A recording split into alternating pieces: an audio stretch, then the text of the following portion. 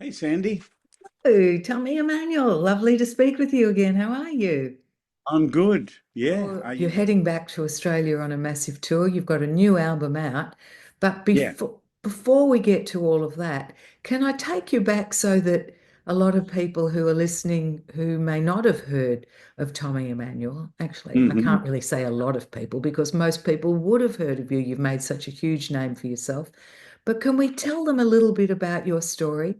It's quite, well, it's a super interesting one. Are you happy to take a walk back down memory lane with me? Well, I do it a lot because I'm still traveling around the world and still meeting new audiences and meeting new people and doing sometimes when you're doing like a TV show in a place like Germany, they've got you on because they want you to play, but they also want you to tell your stories, but you got to tell it in a way that they can transpose it into German, from English.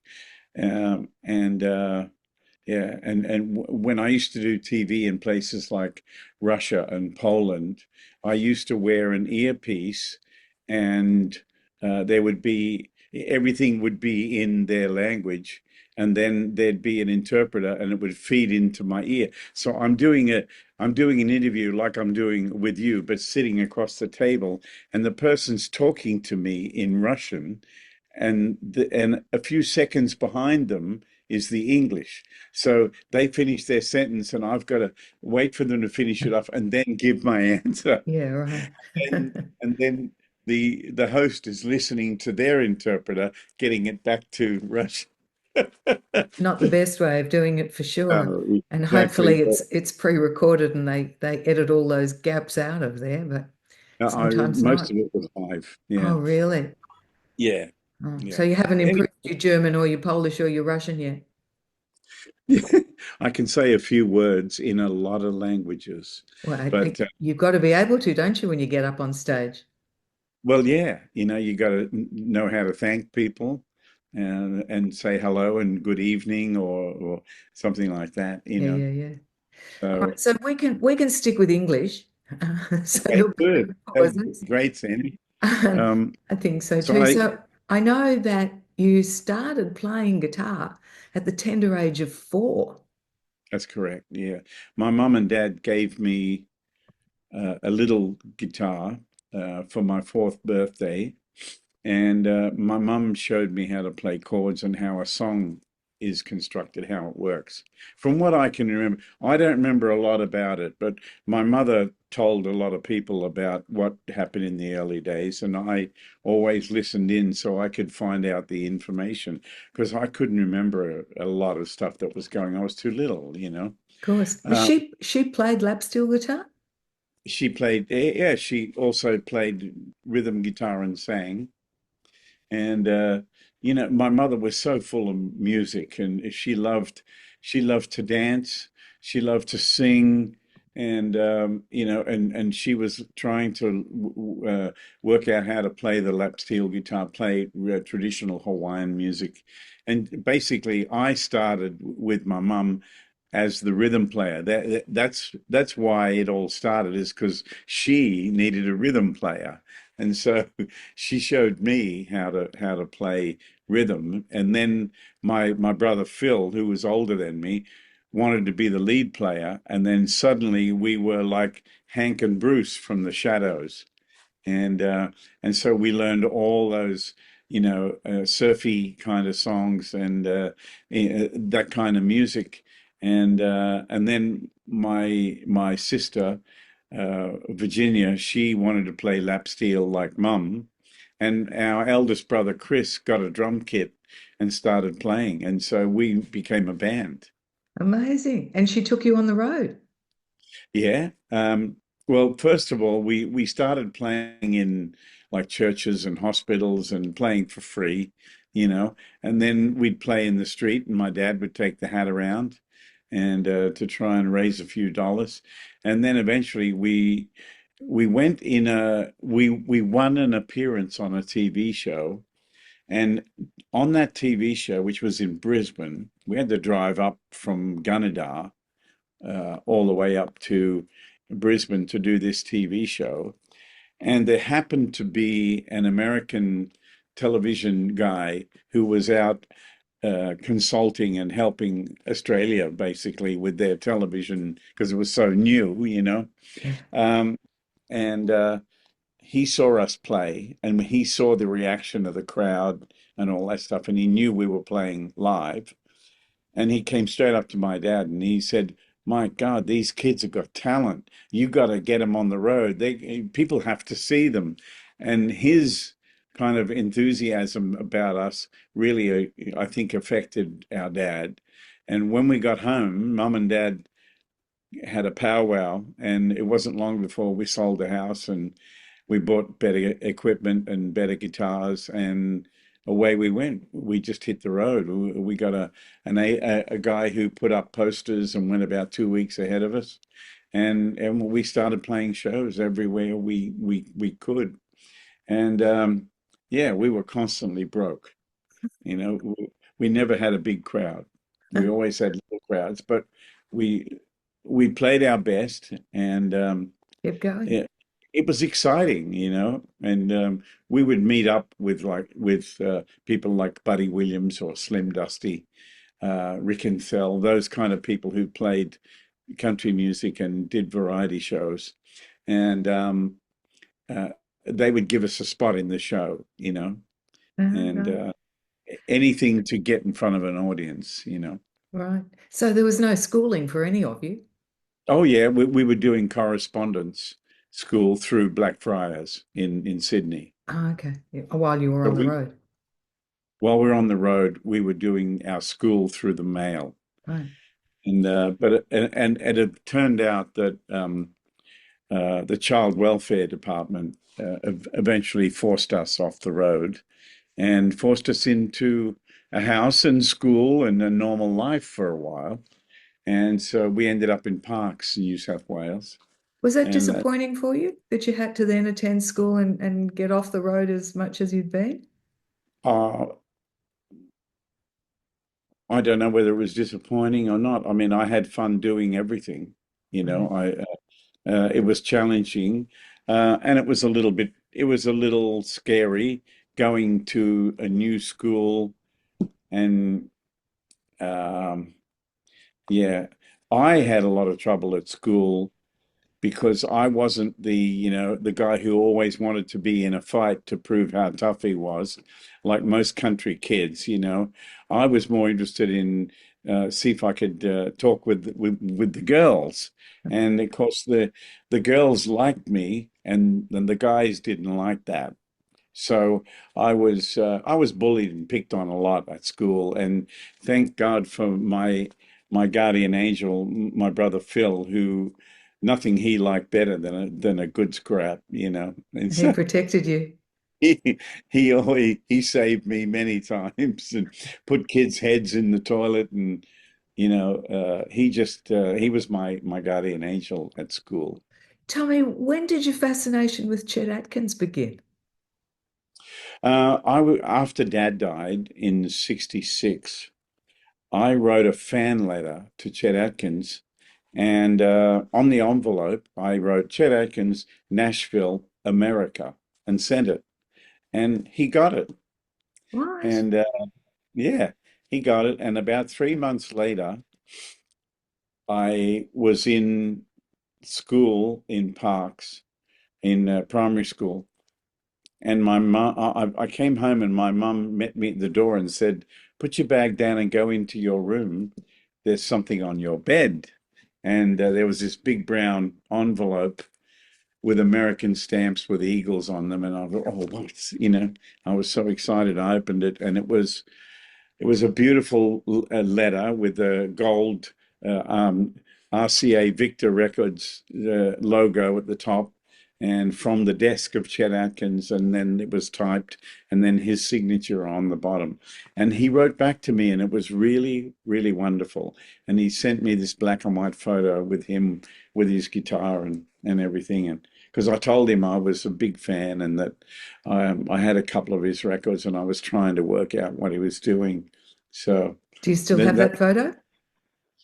I wish I did. Uh, It got destroyed in a a storm and a flood that happened when we Ah, were living in, when my ex-wife and I were living in England, and sh she she didn't close the garage, and the garage door was on an angle, and all the water came in and went straight down onto all my stuff I had in storage. I was away on tour, ah, and when I came back, everything was was destroyed. gone. I Yeah. had the same sort of thing. I rode off to Sydney Poitier in those days. I was about 7 or 8 years old also, Oh, and to my amazement, got an autographed photo of him back. And I've still got it hanging on my wall. And when the kids were little, their friends would come over and go, "Oh, is that Millie's dad?" oh, But yeah. Well, how times have changed, huh? yeah, what a brilliant guy he was. Yeah. Yeah, But I mean, just the fact that they would bother answering you and mail something back to you, that would never happen today. Do you get people writing to you these all the days? time. And I try to answer every question that people sent to me. Renee, who runs my office, she answers some things because someone might ask a simple question that she knows the answer to. But it's usually something, if someone has something to say to me that's connected with a long time ago or something real personal, she'll always hand it on and I'll always answer it, you Oh, know. so nice. What was your fascination with Chet? What was that about? Well, his playing, for a start off, you got to remember the times, in the old days, there was nobody who made records that sounded that good. His records sounded great. His playing was amazing. He was so in tune, and his ideas were just so different and fresh. And you know, I remember when I was a kid, the name Ched Atkins was on everyone's lips. I'm talking about musicians. Everybody is like, "Have you heard this guy, Ched Atkins?" And you'd hear, "Oh yeah, it's a recording trick." You can't do all that. It's them Americans. It's a recording trick. And I'm like, I can hear that he's playing everything at once. And the bass part, the rhythm part, the melody. He's playing it all at once. And and people just couldn't believe that. And I could hear it. And I think I was like 7 when I first heard him on the radio, and I knew straight away that he was playing everything at once. And everybody tried to talk me out of that. Everybody said, "No, you can't do that. It's a recording trick." But I just kept at it until I worked it out. I just wasn't gonna stop on it. And when I heard him, I had one of those moments where I said, I don't know what that is, but that is what I have to do. I knew it, that's what I have to do. Whatever that is, that's it. And when I first met Chet in 1980, I came here to Nashville, and after we'd played a while and everything, we went and had some lunch, and he told me the same story.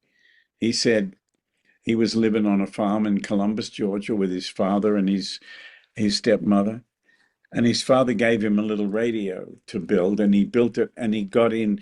He picked up the radio from Cincinnati, Ohio, because they were the most powerful station. And he picked up and he heard Merle Travis on the radio. And he said, and I just knew that's what I wanted to do. I want to do that. That's what I have to do. And he almost told me the same Oh, type. amazing. Yeah, Amazing.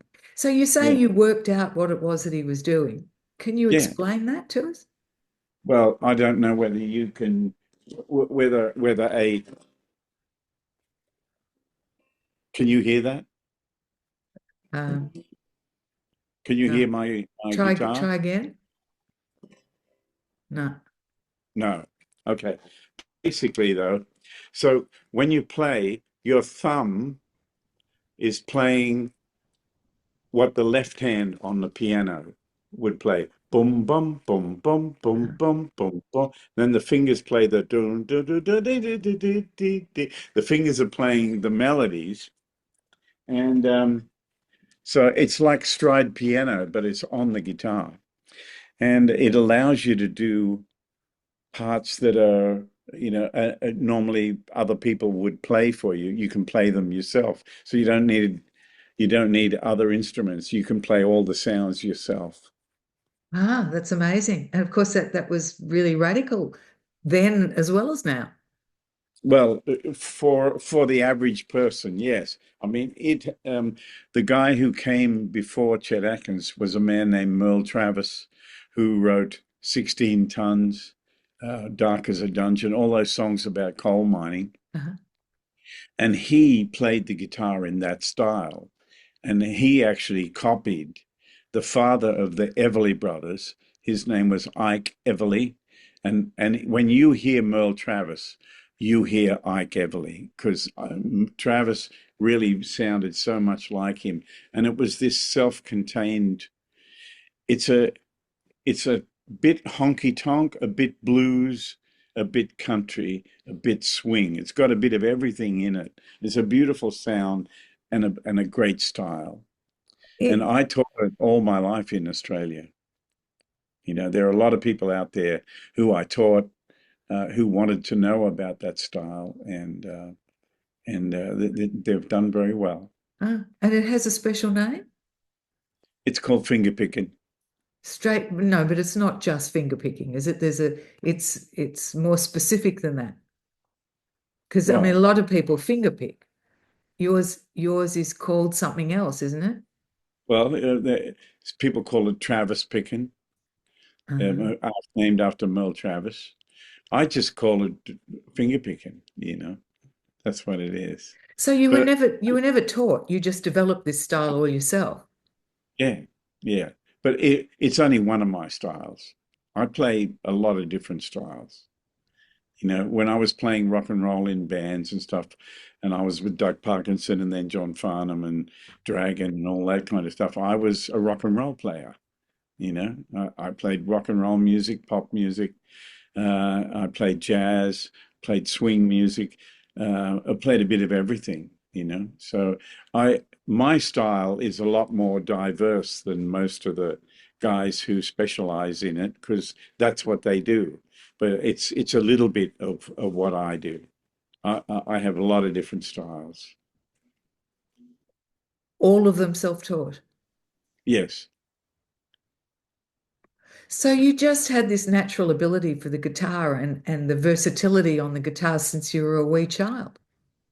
Well, I found music that interested me along the way, and when I heard people like Django Reinhardt, when I first heard it, I was way too young to understand what it was. It's gypsy swing music and brilliant, brilliant stuff. And uh, I wanted to work it out. And when I heard people who could play that way, then I totally understood it. Oh, okay. You play the melody like this, and this is how you play the rhythm to it, and all that kind of stuff. And so I worked everything out by ear, as I always do. I don't read music, and uh, I'm I'm actually Sandy. I'm actually the Indiana Jones of the guitar world. A wild I'm man. I'm no, I'm making this up as I go along. And very well so, if I may say so. You Right. mentioned people like Doug Parkinson and Yeah. the band Dragon. So, of course, Doug was one of Australia's foremost singers who Oh, unfortunately passed away a few years ago. And yeah. Dragon was a band that came out of New Zealand that was Yeah. also hugely successful here in Oh, Australia they in were the they were 70s. great. I loved all their songs, and that's why I joined the band. I was actually uh, I had just produced Sharon O'Neill's single "Power," and she had a tour coming up with Dragon, and so I was actually the drummer on Sharon's record, "Power." I played drums, percussion, bass, and guitar, right? And uh, Sharon played keyboards, and her and I did the vocals, and we got a couple of ladies in to sing as well. And so we got a top 10 record with that single that I produced for CBS, and then um, we got the tour with Dragon, and it was during that tour that I got to know the guys really well and loved their songs, loved everything about it. And at the end of that tour, um, Robert Taylor, the guitar player, came to me and said, "Hey, I'm going to go off and do something else for a while. Why don't you join the band?" And I said, "Well, we'll have to talk to Mark Hunter about it, you know." And so I was coming out of a club in up in King's Cross late at night. I was coming to get a taxi and go home, and there they were sitting in the Wiener World restaurant. And they got, it's 3 o'clock in the morning and they got a big full meal there and bottle of French wine and they're talking away at 3 in the morning. And I tapped on the window and said, "Hey," and Mark goes, "Come in, come in." So I go in the restaurant and sit with them, and Mark said, "We want you to join the band. I think you'd have a great time and all that, and we would love to have you." So I was still in a duo with my brother Phil, and we were due to finish on a Saturday night, and then my time with Dragon started on the Sunday, and so there was no time for rehearsal. So they sent me a live tape of their show, and I had to learn the whole thing and then show up and play the show, and it was pretty terrifying, I can but imagine. But the but it music was. itself, sorry, the music itself wouldn't have been as challenging as the finger picking that you'd been doing previous to that. No, but it has its own level of challenge, but all good songs, every one of them, you know. And did you have a good time with them? Oh, I had the best time. It was amazing. Yeah, So beautiful. you went on from there to work with John Farnham, who I think a lot of people listening will know the name. Yeah. Well, Um, I worked with John way back in the 70s as his musical director, doing, clubs, doing the big club rooms where we would use the band that worked in the club. And I would turn up with all the charts and run the songs.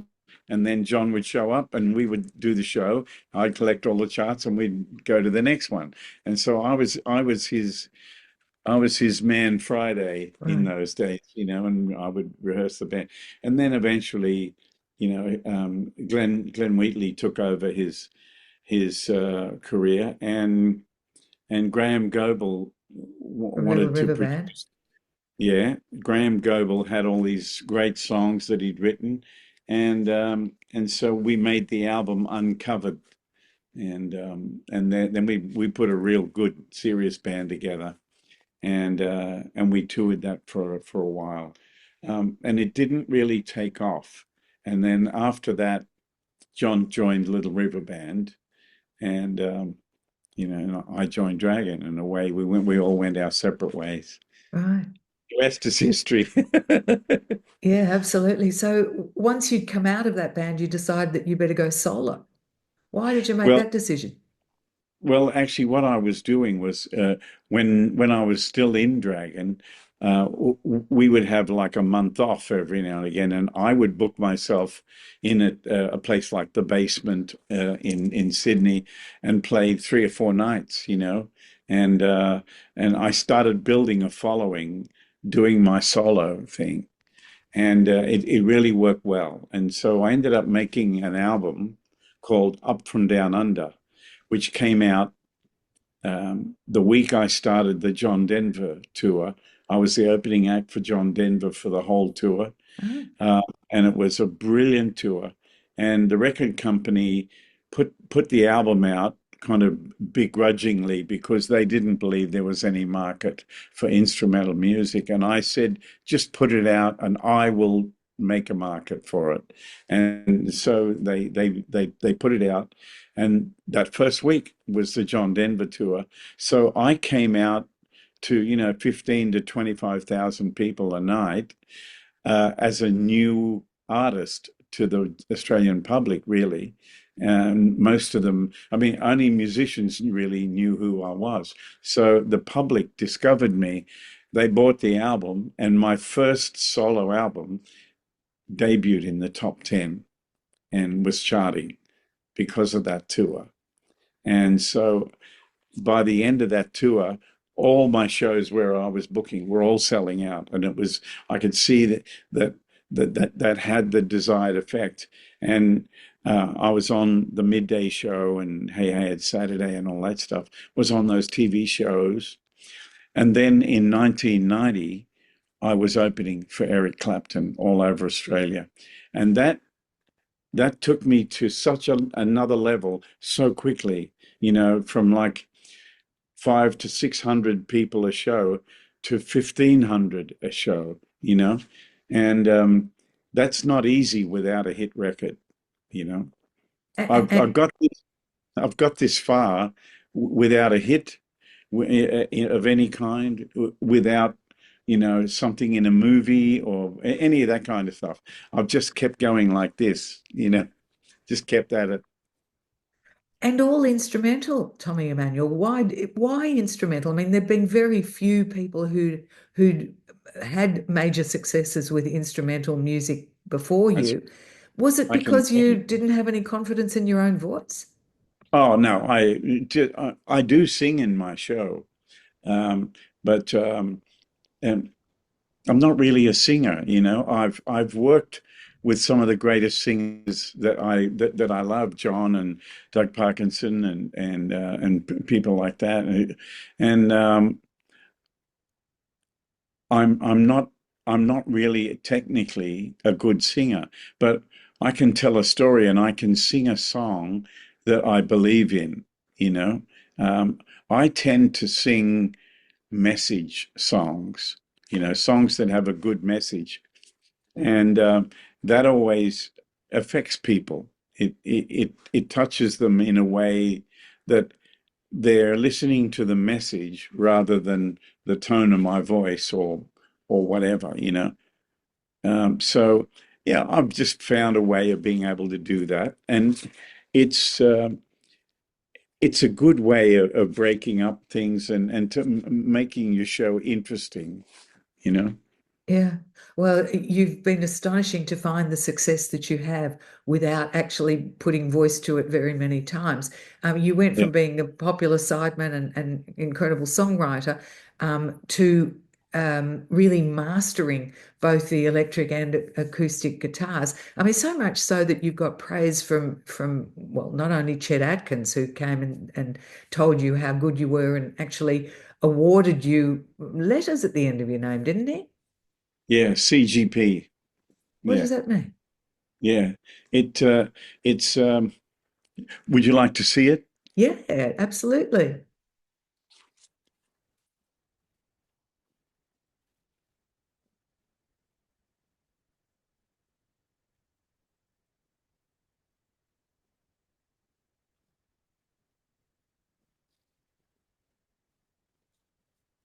It's not that. Hang on. There Oh, it is. Right. It says CGP presented to Tommy Emmanuel in recognition of his contributions to the art of fingerpicking, July 10, 1999. wow. That one's not going to Mhm. get destroyed in any flood. Yeah. Amazing. Yeah.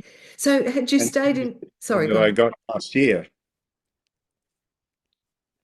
That's a Fabulous. Grammy. Wow. Well, you did. I want to talk about that Grammy. But had you stayed in touch with Chet Atkins all those years? Absolutely. We recorded an album together, um, which was my first Grammy nomination. And uh, The day Fingerpickers took over the world in that's 97. it. Yeah, exactly. Um, I I was close to Chet right to the end. In fact, I saw him about I think 3 or 4 days. No, maybe it was more than that. Maybe it was 5 days before he passed away. I had just started a tour in England with Bill Wyman and the Rhythm Kings, and Chet's doctor rang me and said, "You should come over now. You should come to Nashville now." So thankfully there was a short break of like 3 days in the tour, and I got over here from England. I went out to Chet's house and I stayed with him that day.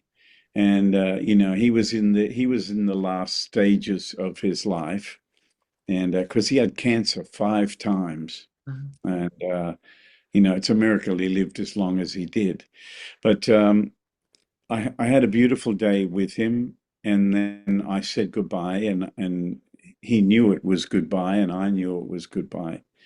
And I flew back to England, and then the first show back was in Wales at St. David's Hall in Cardiff. And my phone rang about 5 minutes to 8. I was due on stage at 8, and it was the doctor, and he said, Chet just passed away. And so I I had to tell the two guitar players, my dear friends, Albert Lee and uh, and Martin Taylor. I had to tell them that Chet had just passed, and then I walked on stage to play my set, and I dedicated the show to him, and then I drove all the way back to where my wife and two little ones were staying, and yeah, I'll just never forget that trip because I played Fingerpickers Took Over the World in my car with the roof open all the way there. And Recording that album with him must have been one of the highlights of your career. absolutely, I learned so much from him, but it was a beautiful experience. The last track on the album is called Smoky Mountain Lullaby, which is one of his songs, and we only played it once. He woke me up at like 3 in the morning, knocking on my door, and he said, I've thought of this song, and we got to do it now, because he had a brain tumor and he was losing his motor skills, on a daily basis. So he played it for me, and I quickly grabbed my guitar and I worked out a second part. And he liked it, and he said, "Come on, let's do it." So we just walked down to the corridor to his studio in our pajamas and sat down at the microphones, and he pushed play and record, and we did it one time, and that's the recording. Ah, And when I listen to that recording, it sounds like somebody's conducting us. The timing between us is so beautiful, but I know for a fact that I never opened my eyes, and neither did he, when we were playing that, because we were both in sheer concentration trying to get it right. And we did on one take, and it was a miraculous moment. yeah, I can only imagine. Wow. Mm. Just to back up a little bit, Tommy, when did you decide to leave Australia and move to Nashville? Um, I didn't leave Australia to move to Nashville. I left Australia because my ex-wife wanted to move to England because she's from Denmark, and so she wanted to go back to Europe, but she didn't want to live back in Denmark. So we moved to England, and I sold up my house in Melbourne, and we moved to England, and then she got pregnant, and we had another daughter. We had our second daughter, Angelina, in '99. So I left Australia in '98 and moved to England. I was there till the end of 2002, and I went through a divorce, and I decided to not stay in England. I decided to move here, and looking for the right management and stuff like that. And I came here to Nashville, and I shared a house with a bunch of people, and a lady, Gina Mendello, who I knew from the days of when I was with Sony, and she helped me out, and she became my first manager over here. And we worked together. We started real small. We started in small acoustic clubs and guitar festivals and bluegrass festivals, and all that kind of stuff. And I built it from the ground up here. Again, right. You know, And it's not done everywhere. yeah. Are the kids at all musical too? Um, all three love music. I have three daughters: Amanda, who was born in Sydney; Angelina, who was born in England; and Rachel, who was born here in Nashville. And yeah, they all love music, and they've all got songs written for them. Of course, Angelina's songs, called Angelina, is, if you look on YouTube and push Tommy Emmanuel Angelina, you'll see it's got like 25 million views and 50 million downloads and some unbelievable stuff. And Rachel has the song Rachel's Lullaby. And Amanda has many songs written for her, Right. Lucky girls. What do you attribute all those views to, all your success to? What is it about you that people just can't get enough of your music? Well, I hope that my melodies speak to people in some way. I don't know. The truth is, Sandy, I'm just trying to do the best work I can. That's really all. And I'm trying to use what I've learned uh, to be my guide as to the quality of what I do, you know? Mm. Um, and there's nothing better than a good song. That's why people like, Billy Joel and Elton John and people like that, when they write those amazing songs that they write, it doesn't matter or even the Beatles. If we haven't heard them for a long time, you hear them again and you go, my God, that's a great song. And it'll stand the test of time. So I've always used my instincts when it comes to stuff like that. And I'm always trying to work, learn how to be better at what I'm doing. I never stop doing that. And you do it so damn well, don't you? In 2020, in 2010, one of my favorite songs from your album Little by Little was the Carole King rendition of Tapestry. You did that one Uh, so well. what a song. I love Carol King. In fact, when people these days are asking me about my songwriting, I always say, look, go out and buy Carole King's Tapestry. Yeah, is it Tapestry? Tapestry Oh, album, yeah. yeah, go out and buy that album because every song is incredible. I feel the earth move. You make me feel like a natural woman. Doesn't anybody stay in one place anymore? I mean, every song is unbelievable.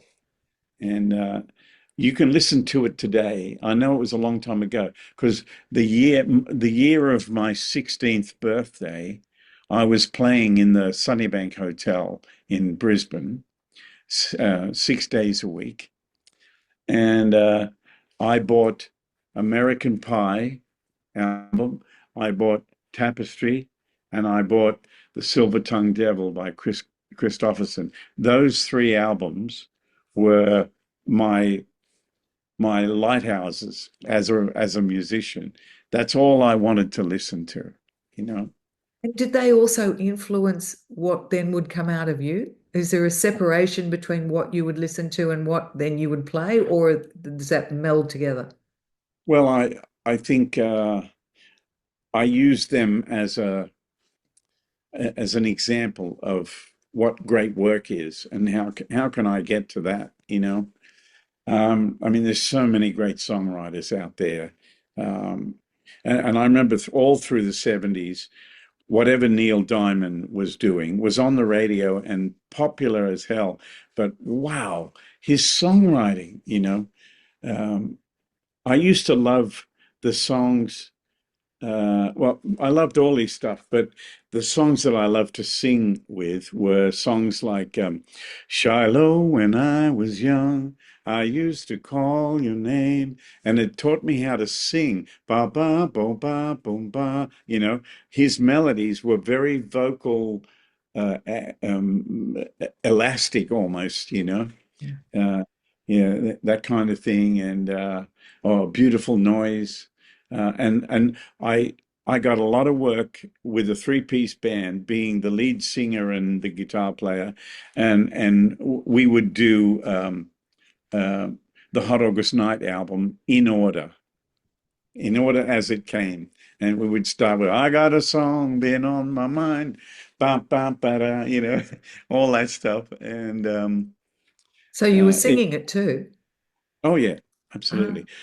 See, yeah, when you sing a lot, your voice changes. My voice, if I sing a lot and push it, it gets kind of gravelly, and then that's that Neil Diamond sound. right. Yeah. Yeah. We like a gravelly voice. That's awesome. Well, so you certainly conquered the only instrumental phase and have moved into a singing and playing phase. How many solo albums have you got right now? I don't know. I've lost count. Yeah, you and Um, me both. But something you do have a new one out. my latest album that came out 2 weeks ago is live at the Sydney Opera House, and I just finished recording a new solo album with a guy named Vance Powell, who does Chris Stapleton's records here. He's a brilliant studio engineer and everything, and I cut my album, the next album that's done, and tomorrow I fly to Arizona to be with George Benson for 3 days to work on our album. We're going to do an album together, Amazing. Oh, that sounds sensational. When can we and then expect that one? I'll be home on Sunday, and got a got a few things to get done before I take off to Italy. So Wow, you're a busy, busy man, aren't you? And loving every minute of it.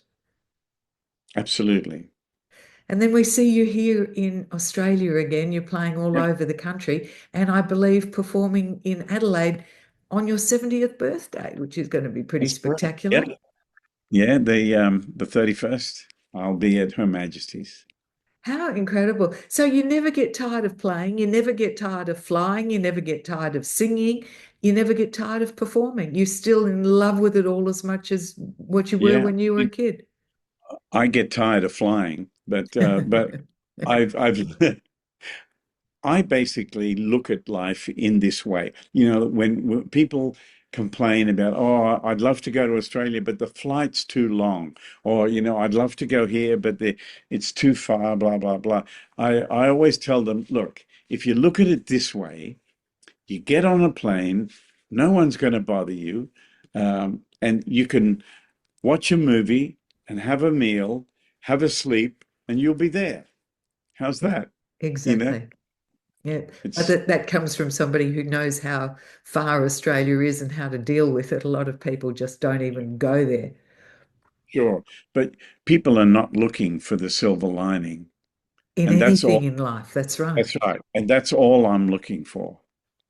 Love your attitude. Love your work, Tommy Emmanuel. And I have loved having a chat with you again. It's Thanks. been terrific. Thank you I so appreciate very much. We'll see you here in Australia through May. And a very happy 70th birthday to you. Long may good health and good music continue for you. And hopefully, I'd love to chat with you again after you do the album with George Benson. I'd love to run it. over that. I'll let you know how it goes. Perfect. Thanks.